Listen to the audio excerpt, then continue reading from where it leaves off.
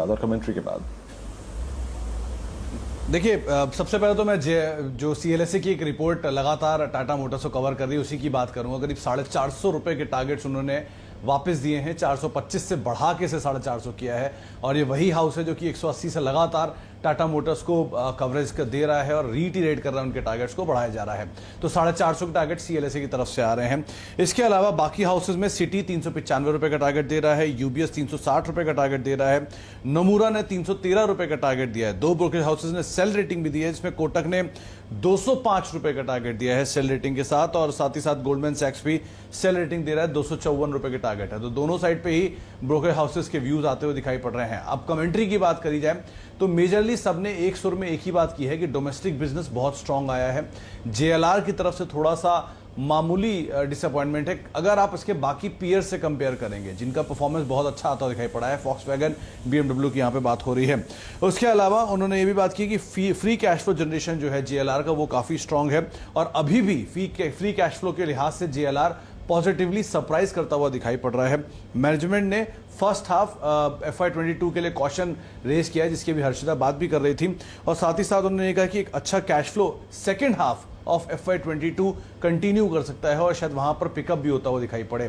तो near term में एक कॉशन व्यू जरूर दिया है, लेकिन अभी भी अगर आप कंसेंसस ब्रोकरेज हाउसेस का व्यू देखेंगे तो 350 के आसपास का है, और टॉप व्यू की तरफ अगर आप जाएंगे तो 450 रुपए के टारगेट्स के लिए CLSA यहां पर रेटिंग लेकर आया है। ये आपको बताते हुए दिखेंगे सुमित जी। बताइए मेहरोत्रा साहब, किस तरीके से ब्रोकरेजेस अपनी रणनीति सेट कर रही हैं इस ट्रांजैक्शन पर? रिपोर्ट आई है पूरे ट्रांजैक्शंस को लेकर, और 910 रुपए के टारगेट हैं और बाय साइड की रेटिंग है। उन्होंने ये बात साफ किया है कि जो प्रमोटर का स्टेक ऑफलोड हो रहा है ये थोड़ा सा ओवरहैंग रखेगा स्टॉक को लेकर, लेकिन नंबर वाइज कोई दिक्कत नहीं है इस क्वार्टर के लिए भी। अगर क्योंकि जो सिचुएशन है वो इंप्रूव होते हुए दिखाई पड़ रही है प्रॉफिटेबिलिटी वाइज भी, और नंबर्स में स्पेशली इतना बफर है खासतौर से प्रोविजनिंग को लेकर और NPA को लेकर, जो सिचुएशन ईज आउट होते हुए दिखाई पड़ रही है गोइंग फॉरवर्ड भी। वैल्यूएशन डिस्काउंटेड दिख रहे हैं, और अगर एक कोई नीचे का तरफ झटका देता भी है स्टॉक तो उनके हिसाब से यहाँ पे एक्यूमुलेशन करके चला भी जा सकता है। इसीलिए उन्होंने बाय साइड की रेटिंग रखी और करीब 910 रुपए के आसपास के टारगेट्स मेंटेन कर रहे हैं। व्यूज जो है वो दिखाई पड़ रहे हैं ब्रोकरेज हाउसेस के, अंडर परफॉर्म की रेटिंग दे रहे हैं मेजरली।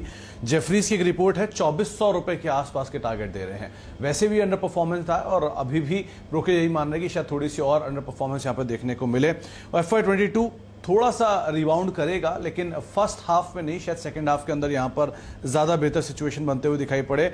एक US मार्केट में स्टेबल लॉन्चेस की बातचीत है कि गोइंग फॉरवर्ड शायद वहां से आता हुआ दिखाई पड़े। एक प्लांट इंस्पेक्शन को लेकर किस तरह की कमेंट्री आती है, बिटवीन द लाइंस होता है या फिर कॉन कॉल्स में कहते हैं, ये एक क्रूशियल पार्ट रहेगा।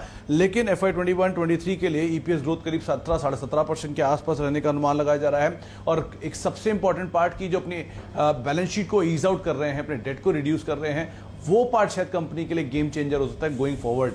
तो उस पर नजर रखनी होगी वहां से किस तरह की कंपनी कमेंट्री देता है, लेकिन मेजरली अंडर परफॉर्म की रेटिंग है और करीब 2416 रुपए के टारगेट्स हैं।